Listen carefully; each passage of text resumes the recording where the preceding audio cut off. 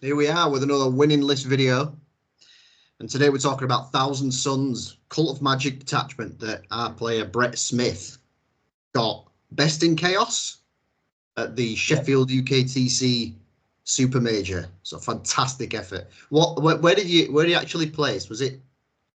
Yeah, so Brett came 11th out of 200 odd players.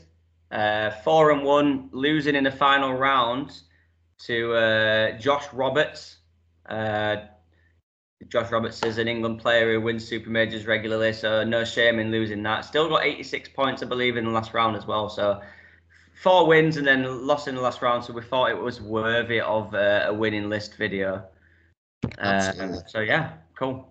And yeah, we haven't seen Thousand Suns in a while, so it's great to have him on here as a focus. So without further ado, Brett Smith, please take it away. Let's have a look at the list. Yeah, so Thousand Suns have always been a bit of a baby for me. I rocked them a lot in 9th, sort of broke away, went to Necrons, come back to them, and wondering why I ever went away. I absolutely love the army. So breakdown from all list, you've got like the usual kind of package in Magnus the Red, like you don't leave on without Magnus, Araman, like triple Infernal Master is just great. And then I've got a normal sorcerer to give Lord of the Forbidden Law on. So he gives low north 18 inch, so you can kind of protect that Lord of the Forbidden Law. And then I've just got an extra exalted sorcerer on disc. And what's the Law of Forbidden Law, Brett? So Lord of Forbidden Law lets you do a Cabalic ritual again, one that you've already used. So you can say do Doom Bolt from one sorcerer or one other character from your army, and then you can do it again with the Lord of Forbidden Law enhancement. And then on I've got 2 Infernal Masters in that list with enhancements. So one of them has got Arcane Vortex, so that pumps his shooting attacks up to strength also 7. Known as Super Flamer Man. Yeah, like absolutely brutal flamer. Sorry. Boy, yeah. No, yeah. I mean, I just had a game today with him. The board's kind of in the background, blurred out a bit, but yeah, they were brutal in that again. And then I've got another Infernal Master with the Unbreak Crystal. So in your command phase, you can select the bearer and his unit, even if they're engaged in combat. Once per game in the command phase, you pick them up, and then you can bring them back down in the reinforcement step of that same turn. So you can do that even if you're engaged? Yeah. It doesn't even specify if you're not engaged. So yeah, you get tagged or whatever, and you can pick up and off you go. That's fantastic. And what's the Super Flamer Man? What's it called? Arcane Vortex. That gives him +1 damage on his flamer, right? Yeah, +1 strength, +1 damage. So you start pumping out. So you take the hazardous roll basically and fire the super strength version of the gun, and yeah, you get 2d6 strength 7, AP 2, damage 2 shots, which with the army rule, pretty much the detachment rule even, I pretty much never don't take the dev wounds ability really. So everything in your army's got devastating wounds with psychic attacks. So yeah, you're still looking at 2d6 strength 7, AP 2, damage 2, dev wound shots. And with his ability, you can just turn one of them dice to a 6, so you're guaranteeing 2 dev wounds. And then couple that up with the Rubric Marines. So every character joins a squad of Rubric Marines except for the Exalted Sorcerer on disc.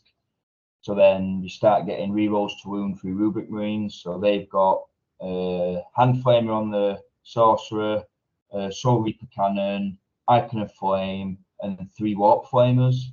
So all of a sudden you've got 3 units.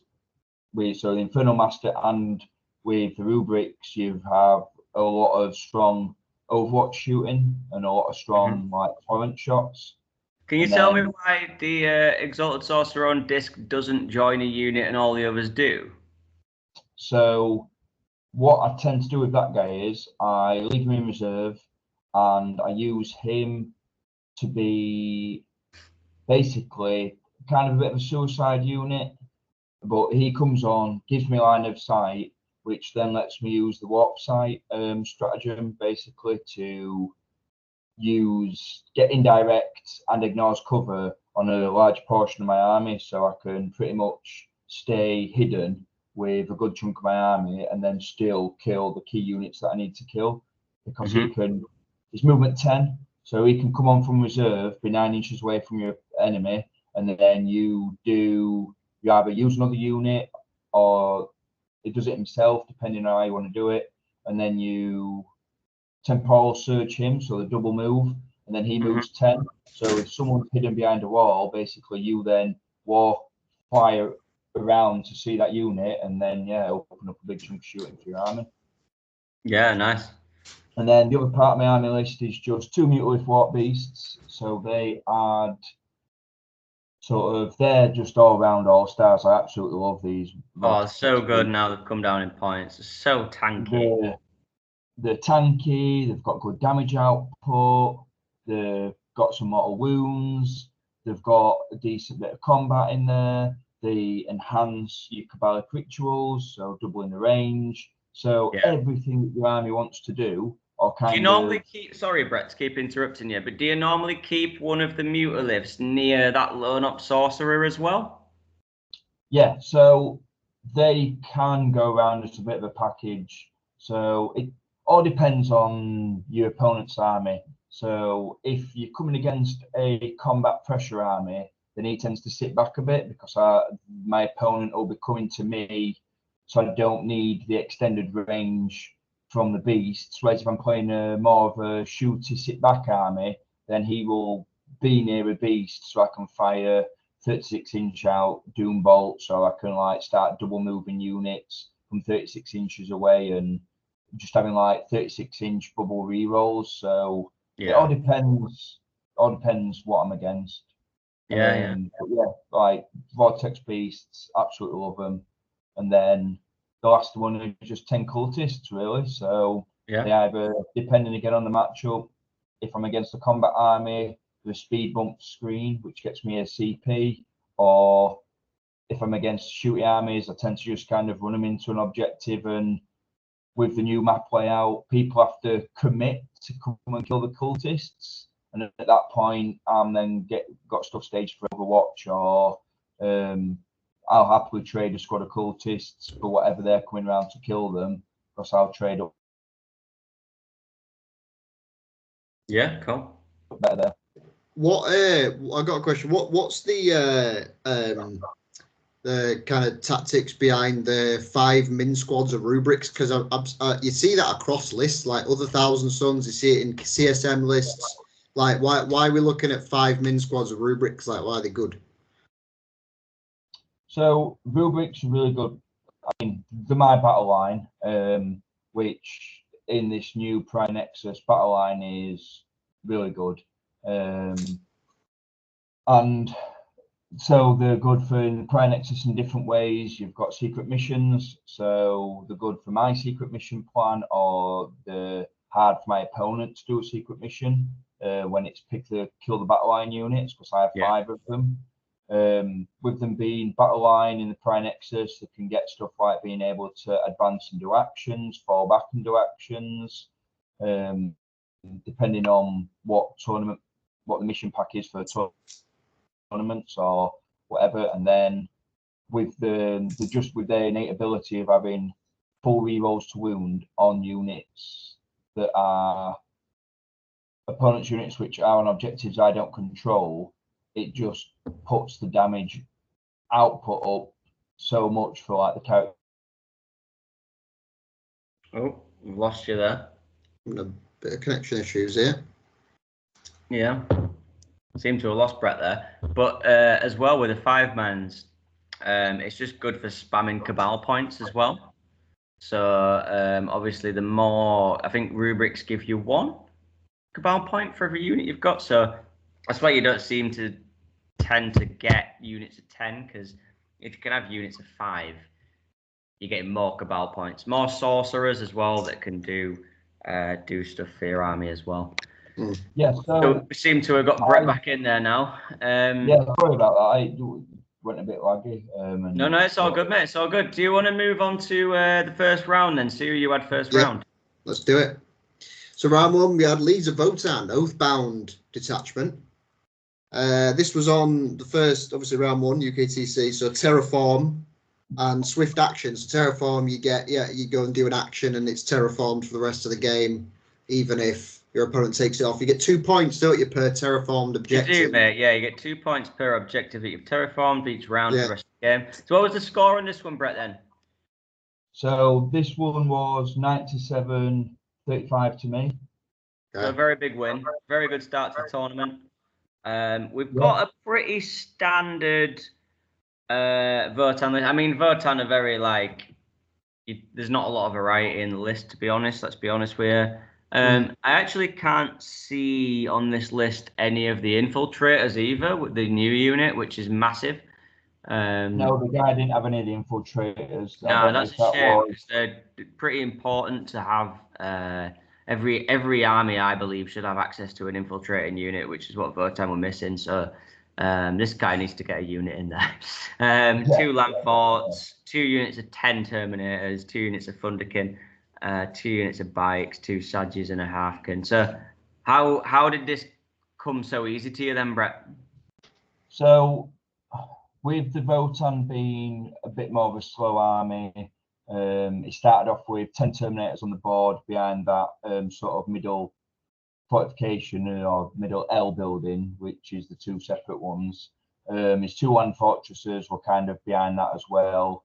He put a Sagittar behind his top left, and sort of up there, and then he had another Sagittar in just behind the back building, so it could move up into the middle objective.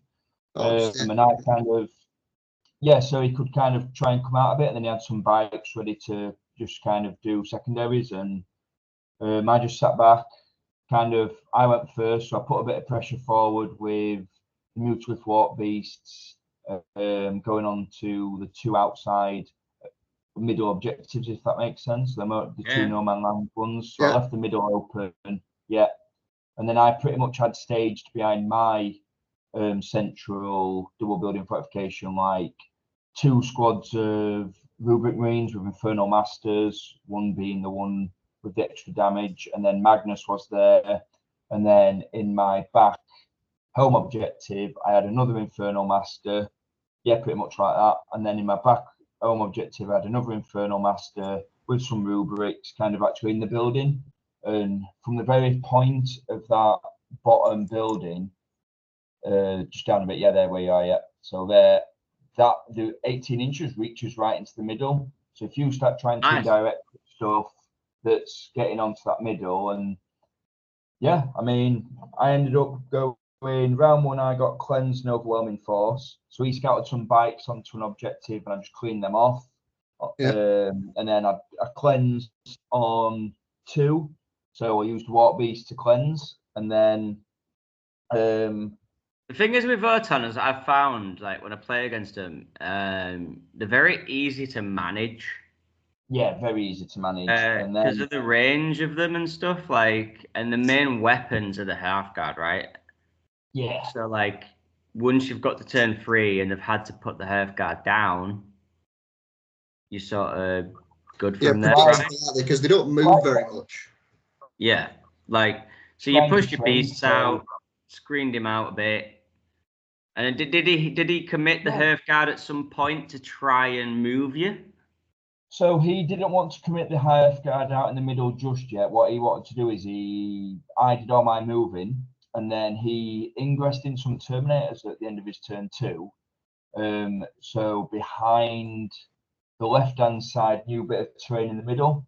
So he kind of dropped them in there.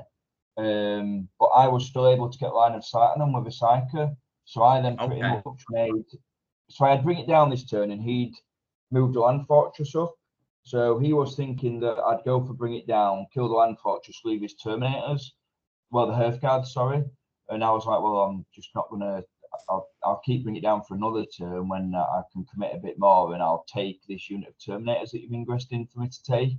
So yeah, pretty Yeah, much. so ended was up he doing not my- expecting you to get any line on them Terminators then? Yeah, because I ended up double moving. Yeah, and Yeah, that's the thing you've got to watch out for with T-Suns, in it. Like, you can ingress in and think you're safe, and then, oh look, I've double moved my sorcerer, now I can see you. Now Magnus is shooting you. So then I ended up shooting him with the damage to Infernal Master and Magnus and the other Infernal Master squad. I think the first Infernal Master I rolled it was so much stupid. I rolled 10 shots on his flamer, and then to wound, because he was just towing the objective, I fished for, and I ended up rolling six sixes and swapping one. So I ended up doing like, I think he alone killed, no, in total he killed 6 Hearthguard by because the himself. 2 wounds are doing every 6 is a dead guy, like box. And then I fired Magnus in, and I didn't even need the other 2 units. And I don't think the opponent was too experienced into Thousand Suns, because he didn't respect the damage output, and then he was like, "Oh, I underestimated that." I think at that point, you know, it's game, right? Yeah. Turn 2, you kill the full unit of 10 Terminators. Yeah. His Land Fortress, I double Doom bolted, ready to sort of pick up next turn, and yeah, he ended up. I think the turn after that, he tried to bring his half guard out into the middle, and he brought his Land Fortress out and kind of realised that he couldn't put stuff out one at a time. And then I think the following turn, I picked up his other squad of Hearthguard. I took out a Land Fortress and I took out a Sagittar. And yeah, it's pretty much game at that point. The damage output of T-Suns is quite scary. Yeah, I think that game I ended up losing 7 Rubric Marines and 10 cultists. Wow. That'll do it. So then, big win. Moved on to round 2. Let's crack on to round 2. So round 2, you had Sisters, Bringers of Flame. Seems to be the only detachment that Sisters players are playing. We know ourselves that Scott and Mark, both at this event, went 4-1, finished in the top 15. We know it's a good detachment, so let's have a look at the list. Canoness with jump packs. I'm guessing he's got a unit of 10 Seraphim. He's got 3 units of 5 Seraphim. Yeah, this guy's just a bit different. He'd gone for like an MSU kind of. Okay, so he hasn't got that big unit of 10 for the wound cushion, which, to be fair, you don't actually need, because I think, can 5 Seraphim have the 4 flamers? I'm not sure. Have the 8 flamers? So, yes, Seraphim get the flamers. So obviously Seraphim, you can have 4 guys with 2 flamers each, but can you only do that in a 10-man, or can you do that in a 5-man? For every 5, you get to upgrade 2 of them with 2 hand flamers. Okay, so it's not the big combo that we've seen Scott do. No. It's just half that. He didn't have Morgan Val and his her Paragon War suits or St. Catherine. So, but he had Penitent Angel. I mean, who's right? No offense to this guy. Like, I'm sure you're lovely. But why are you not putting the Triumph in? Yeah. So I was actually asked him about this at the end of the game, and he said he wanted to try something a bit different because it doesn't quite like just following the meta. Well, not following the meta, but like going basically your armor list looking like rinse and repeat of everyone else. So no, I get that. But he said I just want to try something different. And he said in his practice games, trying this sort of MSU build, he said he'd been finding really, really well. Yeah, I think, to be honest, for me personally, though, like any Sisters list, that Catherine is the first thing I would put in. Oh, yeah, definitely. Yeah, she had so too. I understand not having Val in the suits, because 100% does a lot of damage, but that's like, you can have a lot of other stuff. But Catherine,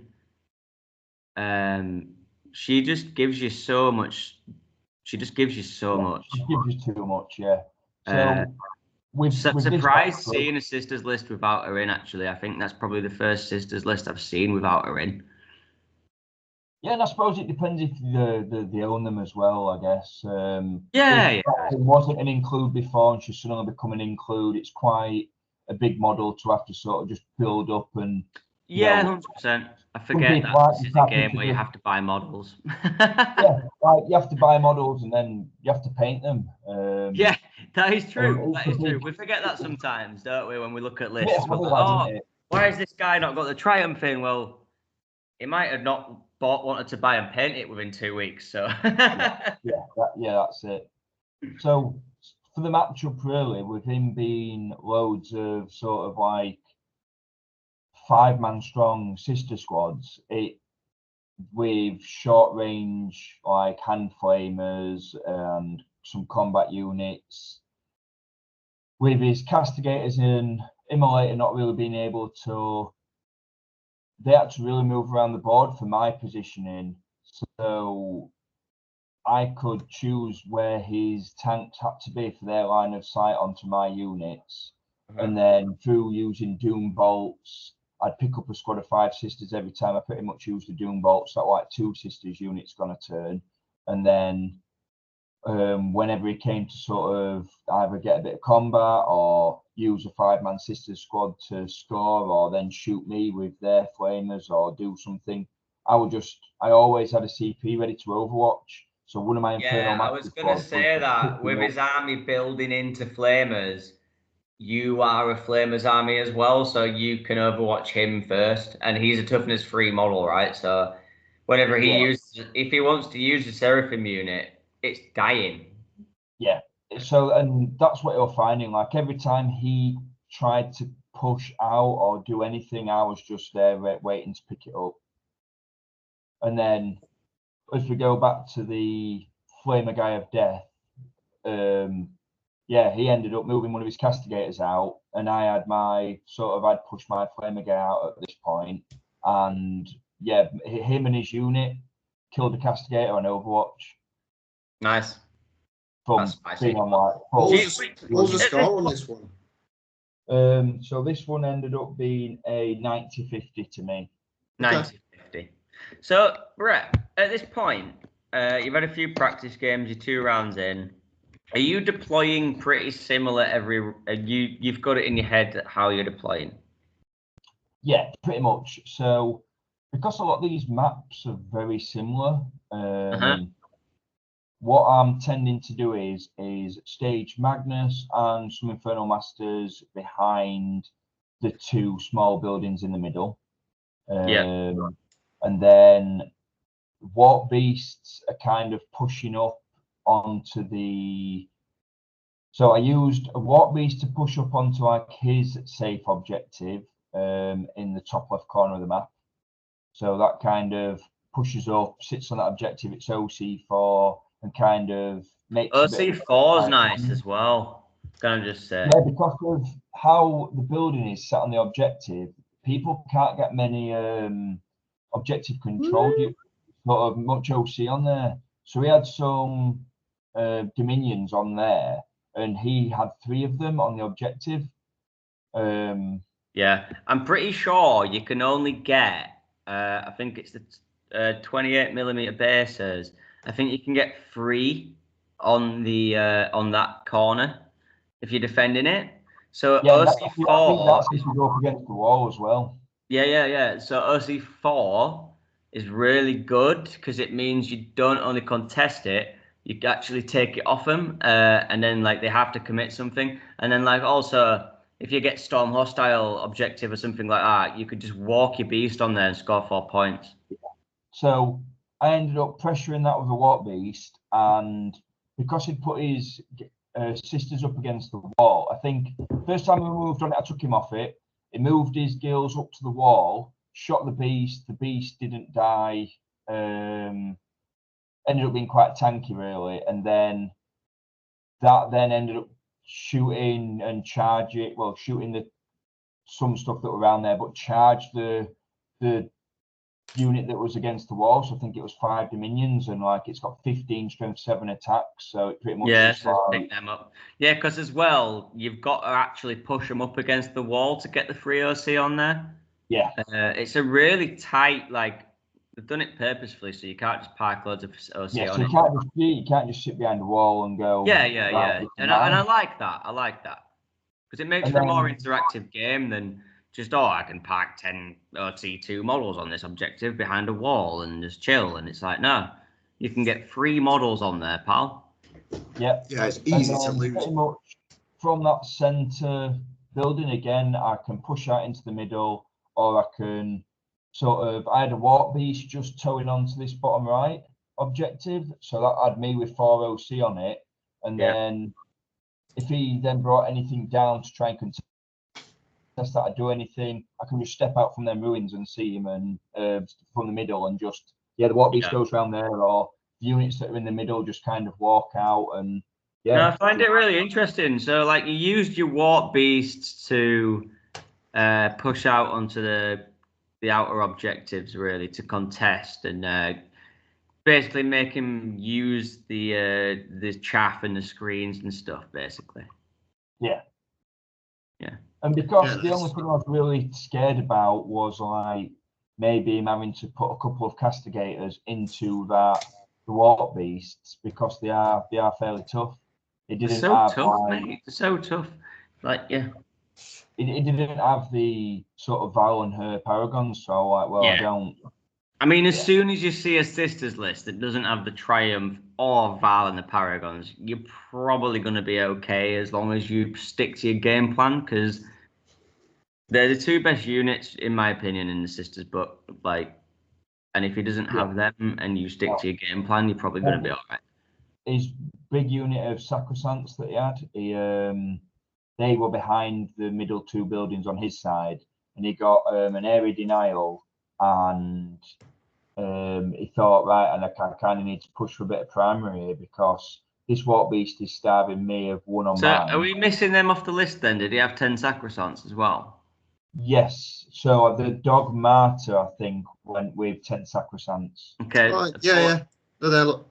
Celestian sacrosancts. Oh, they're there. Ignore me. I'm blind. I'm blind. As soon as they pushed out to kind of hold the middle, it took me like 2 infernal masters, I think, just to pick them up. Yeah, quite tanky. Did they ever feel no pain or anything? Or? They have an invuln, and I think the dog might give them feel no pain, but that much shooting coming in from some flamers and the actual infernal masters, it just ended up killing the full squad. And then that's his like tanky unit to go and hold the. Yeah, that's his sort of tanky unit. So yeah, I think round 3 we sort of talked it out from that point, because he didn't have much left. Yeah. Right, cool. Let's move on another big win for Brett then, going into the last round of the first day. Into Grey Knights, Teleport Strike Force. You had a Grey Knight versus T-Sons. I like this. So this game ended up being complete and utter sort of mind melt. It was quite warm on this day. Yeah, I bet. Yeah, game 3 as well. Yeah, I felt like my brain was leaking a bit. Grey Knights have a lot of tricks and shenanigans. And yeah, it ended up being an absolute. So what was the score in this then, Brett? What was his final score? 64-61. 64-61. Oh, it's supply drop. It's supply drop. Of course it is low. Did you go second? I believe I did, yeah. Yeah, of course you did. Because this mission, you win if you go second. Yeah. So I went second, and you went second, so you auto win. Because, like, I imagine the percentage of people who actually went first and won on this mission is like 10%. Yeah. So this is a stupid mission that needs to be. Can I just say, this is a stupid mission. It needs to be removed from the game. Why UKTC have actually implemented this mission at one of their super majors is beyond me. It's literally worse than priority targets.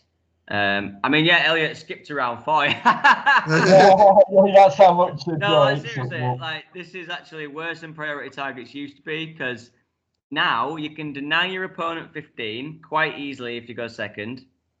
You can then also win the 15, so that's 30-point swing, and then get a secret mission off. So by the way, that's a 50-point swing. 50-point swing if you go second. It's crazy. So what ended up happening was she ended up having the early primaries, and then I basically, the one that was going to be left last, I just focused down on. at this point, I'd made a couple of misplays, and I was very much getting caught up on like, oh, they can miss the Deimos, but then that unit, if I shoot it, goes away, and I ended up kind of talking myself out of some stuff rather than being a bit more pressure. And then basically at the end, I went for a secret mission with Magnus to get onto their home object. Yeah, like I just said, secret mission on this mission is, you know, it's almost an auto save for a lot of armies because the primary's so low till the end. I didn't realise Voidsmen was OC2 each, so they had 3 Voidsmen sat on their home objective, hidden behind the wall. The turn before, I could have moved a bit further up with Magnus, so we could have seen around the wall, but I kept him a bit further back. He ended up being in combat with Drago and Drago's Terminators, which lasted into my turn, which meant I couldn't move. So then I didn't get the option of killing the Voidsman. So I was like, well, once I kill Drago and Drago's squad, I OC this objective. Yeah, but, I didn't go to the Voidsman, so that denied me 20 points really. But it was so you didn't get the secret mission off? No, I didn't get the secret mission off on that one. Ah, shit. So, okay. But you could have done if you knew they were OC2 each, right? Yeah, if I knew they were OC2, yeah, that'd have been an 84. And you did. So that's a question you can be asking your opponent, right? Because yeah, I mean, there was that much going on, and we've got that much going on with Thousand Suns anyway. Yeah. It's a head melt. I very much feel I'm still not firing on all cylinders with them because you do very much need to. There's a lot going on with the army. And there was something that I moved earlier on I moved one of my warp beasts with a double move, but because I only moved it with the double move, I was like, oh, I can charge with that warp beast. I'd sort of thought I've only moved it once, not that I'd moved it once in the shooting phase. And then I was like, oh, I'll charge this squad. And then my opponent pointed out, you double move, you use that. You moved in the shooting phase that though, didn't you? And I'm like, oh yeah, no, I did. Oh, I'm really sorry. And kind of me getting that wrong, kind of mistakes are easily made. I hope my opponent doesn't think I'm trying this on. Like it was a genuine mistake. And so then every time I was doing everything, I was like running it over 2 or 3 times in my head and trying to make sure that what was happening was right, really, because there's a lot of rules with Thousand Suns, and mate, it's completely fair. Like T-Suns are very, very difficult to sort of fully understand all the rules, and it's easy to forget a little thing in it. So at least you were honest with it, and he pulled you up on it, thankfully, which is good because you wouldn't ever want to win from doing something wrong. It just goes to show as well, mate, that you concentrated more on not doing something wrong for the rest of the game than you did on scoring as many points as you could. And there's not a lot of gamers that would do that. That's good, solid sportsmanship there, mate. So yeah, you really don't have to worry about it at all. And well, at the end of the day, I don't just represent myself, and I know we're doing a Carnage video, but I'm very much like, my name reflects my team and vice versa. So if I'm starting to get a bad rep, it's also then going to give sort of Carnage a bit of a bad rep, because they'll be like, oh, that Brett, I feel like he was cheating, or you've got to watch him. And then if you're part of a team of people, then it kind of puts a bit of a dark shadow on that team of people, and I don't think that's fair. And I think sportsmanship should be a big part of the game. And mate, we both know you as a person, and we know that anything like that would happen would be a mistake. Yeah, and yeah, it's a complicated army, mate. You got something wrong. He pulled you up on it. It's nice for you to come out on here on this video and actually say that that happened, because that's quite a big year to say, because some people would just brush that under the carpet. So yeah, you got something wrong. You went to double charge, couldn't do it.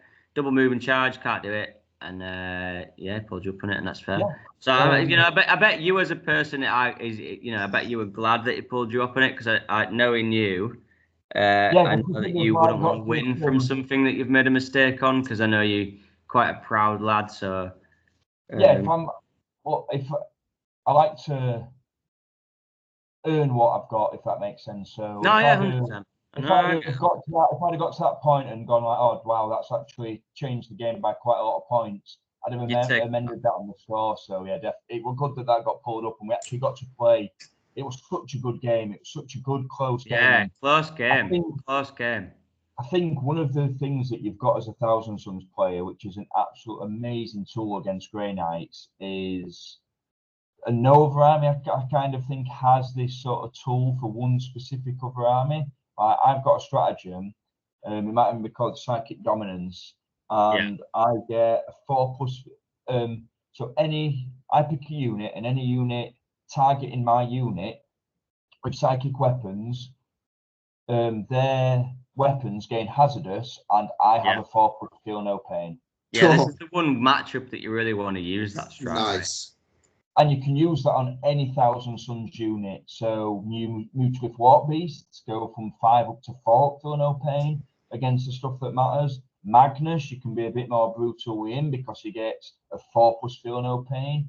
Your rubric squads, and you can do this in every phase. So if you save up a few CP when they shoot you with psychic weapons, you get 4 feel no pain. When they then charge you with the combat weapons, you get 4 feel no pain, and it's just like your opponent. I'm just interested, Brett, as well.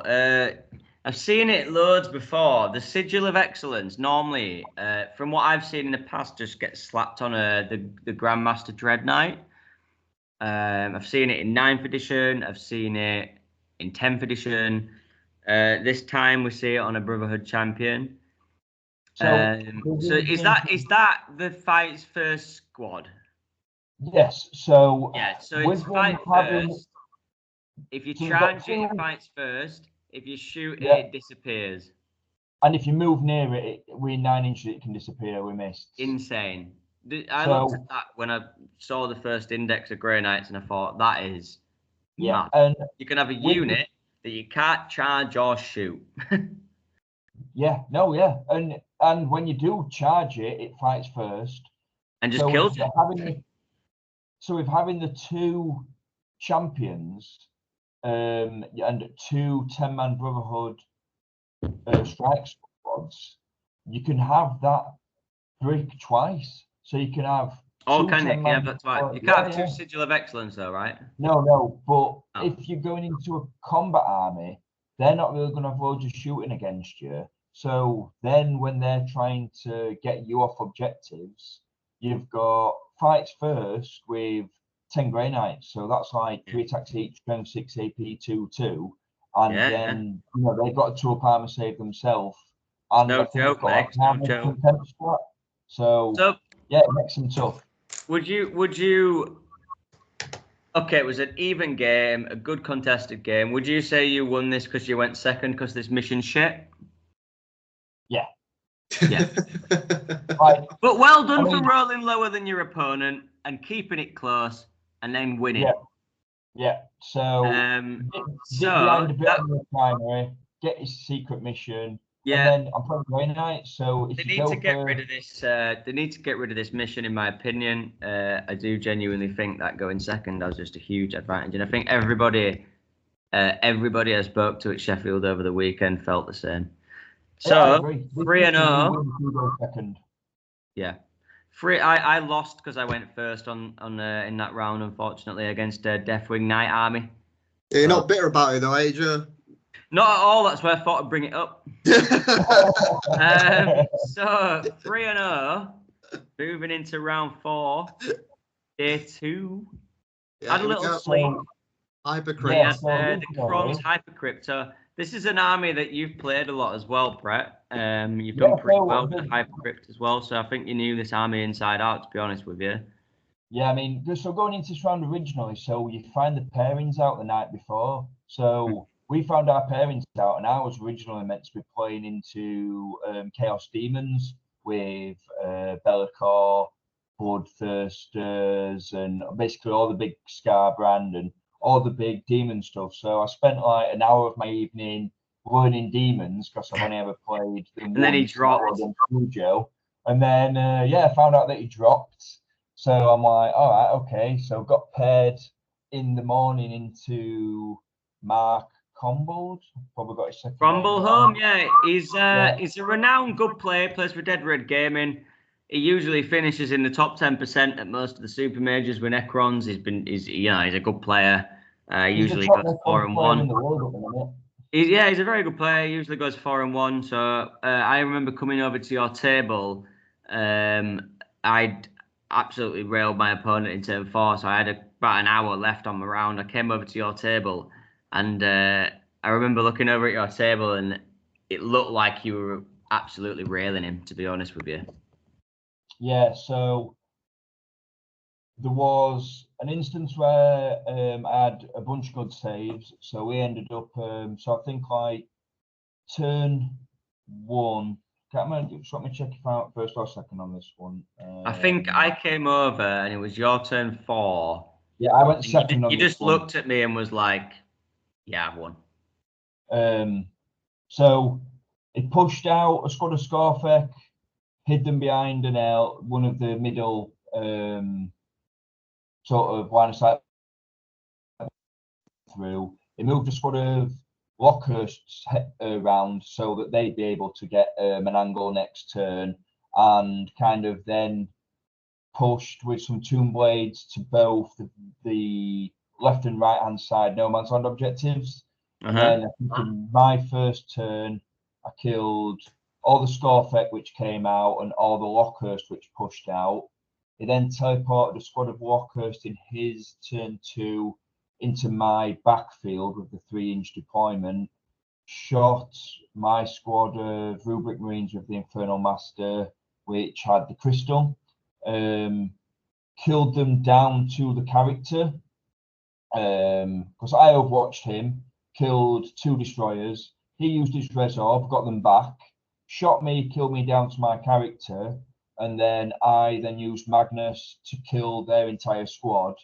And I think in that turn, I ended up half killing his Deceiver. I took up another unit of destroyers, and then I took out one of his 3 units of heavy Lockhurst. Yeah, you told me that you killed a ridiculous amount of destroyers in your turn 2. Yeah, which is sad because I love destroyers. I've got a pure destroyer army myself, but yeah, like just the dead wounds really, and the high strength.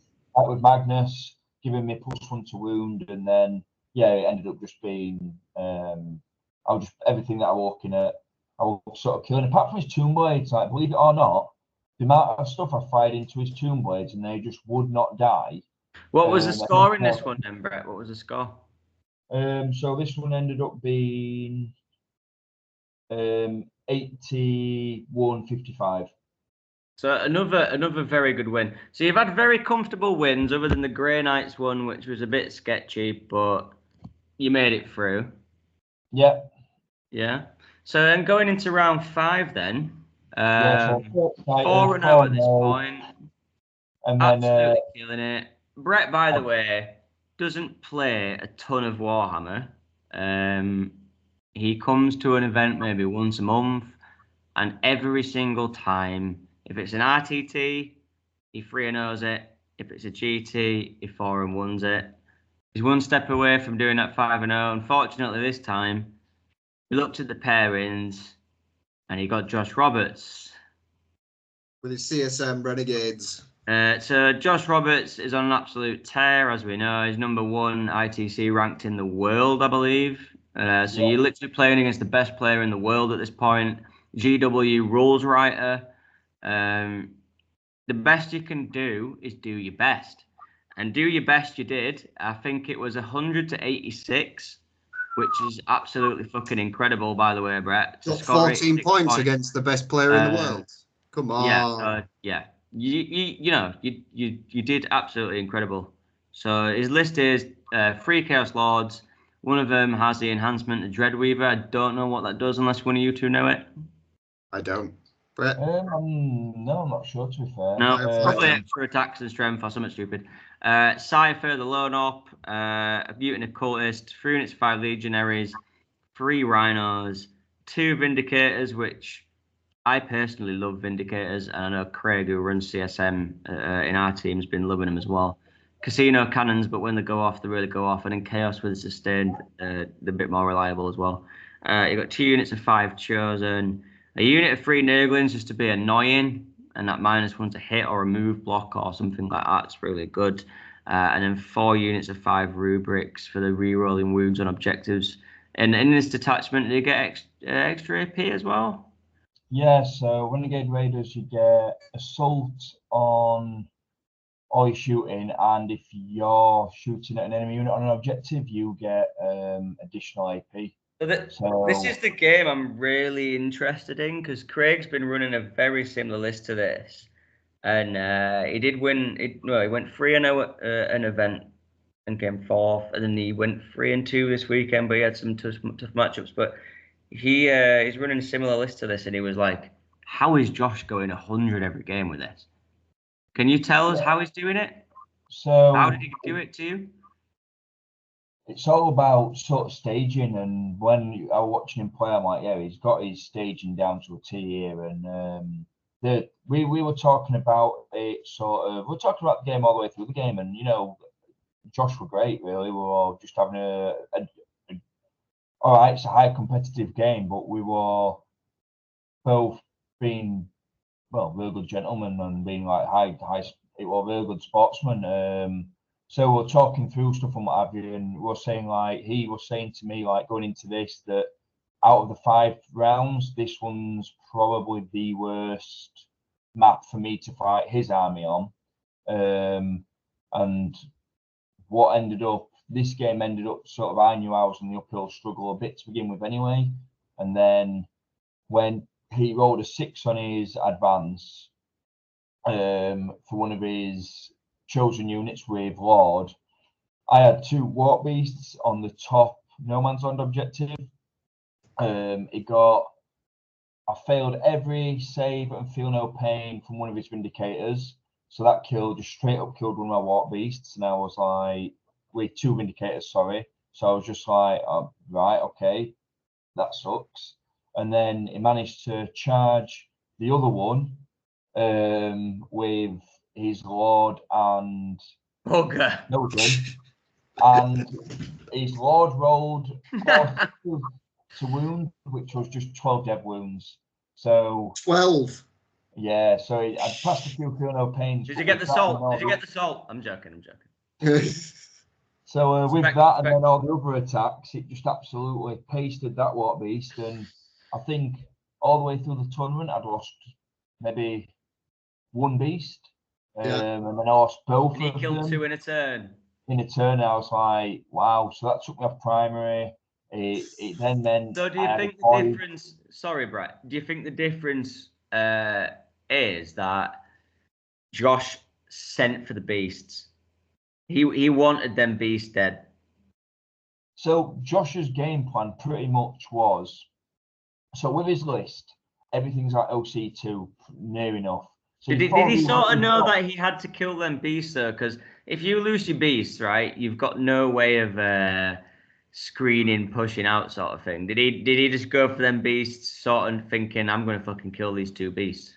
Whatever was going to go on that objective was going to get hammered hard. So his entire sort of game plan is sit his OC scoring units on other objectives, stage behind the double L in the middle. So using rhinos, he can move 6 out, plus the 3 for disembarking, so that's 9. Advance and charge, so there is nowhere that is safe for me to push on any 3 of them objectives. So obviously this one's meant to be more my safer one, behind the building where I can hide from shooting. So he can just keep launching chosen into there, clearing it, moving off it, or me then killing them. But at that point, it's denying me primary. I can't push the middle. And as T-Sons, you don't really have that primary denial launch on his side on this map, right? No, and I can see that. Everything. So whereas I have 5 squads of Rubric Marines, like with an attached character, each unit's about 200 points. He can throw like a squad of Legionaries at me, which is half their points. They punch up so hard, it's fucking mad. So he can trade any one of his units up for more points against any one of mine. Yeah. So as soon as you're doing that, then it's putting And I do think part of his game plan would have been to get rid of them beasts. I know he's probably got a little bit lucky. But I think once he's got rid of them beasts, you have nothing to go stand on the objective and contest it. No. Yeah, that's it.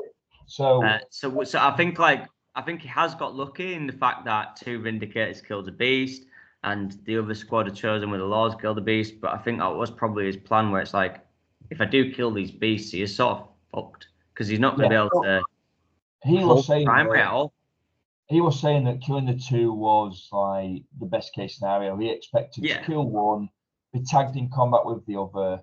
I'd sort of have to fight. He'd deny me the objective. I'd then kill them with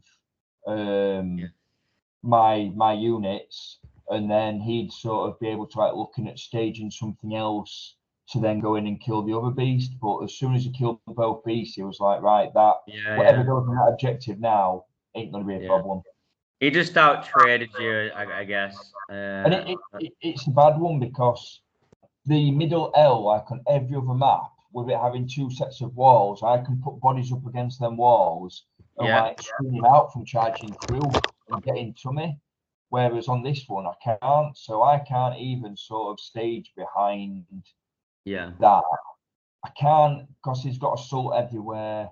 And advance and charge. I can't even comfortably hide in what should be my safe objective. It's a better matchup for him, in my opinion, in the fact that he can send stuff to deny your primary and you can't send stuff to deny his, because his you'd have to like double move a rubric unit to deny him primary, and it's like 300. Yeah, so I had a chance of denying him a primary like turn 2, and I was like, do I really want to commit my crystal guy this early on? And I think maybe I should have done, looking back at the game, because it's a weird one, because I think you've actually got to be aggressive in this matchup to win it. Yeah, he had me screened out that much at the back that I'd have never been able to teleport my crystal into his back. But what that meant is, though, because he knew I had the crystal, he had to keep some units back to screen me out. So it was kind of one. If I'd have used it early on, he could have then pushed forward more. So having that in your back pocket sort of held him back a little bit. But it's just like we're talking at the end. It was just like it's not an unwinnable matchup because it's not an unwinnable matchup. You did your best. I think maybe you probably should have been really aggressive. Yeah. And I said to him as well, because the last time I played Josh was, I think, like 18 months ago at Goonhammer final, and I was running T-Sons then. This was 9th edition, and he was running Chaos, but the Emperor's Children. No way. So like pretty much the same armies on the board against each other. And I said, I'd like to go playing you, Josh, actually when I know what my opponent's army does, because that was the first time I'd ever played CSM. This edition, like the new codex. Well, that's what I was saying earlier on, Brett, about you don't play that much Warhammer to say where you finish up. And I think if you actually had the time in life to get a few more reps in every week, I think you could have maybe knew what to do a little bit better in this one, and actually maybe give him a close run. But I mean, 86 points is absolutely incredible. Absolutely not to be sniffed at. So best in chaos, 11th place. That's how he did it. Just missed out in the end, losing to Josh, which is obviously respectable. And so I finally got, after all the UKTC events, sort of, well, I say all of them, I go to maybe 4 a year if I can, if that. I finally got my. He's showing his medal off. Oh, your medal! His medal about. So that's and he deserves it. Pride place in my dungeon. Congratulations to Brett. Yeah, well done, mate. Coming on, dude. I appreciate your time and talking about your list and how you got there. So anytime. Hopefully, I get to do one of these again when I've maybe won a GT. Hopefully so, mate. Hopefully so. Right.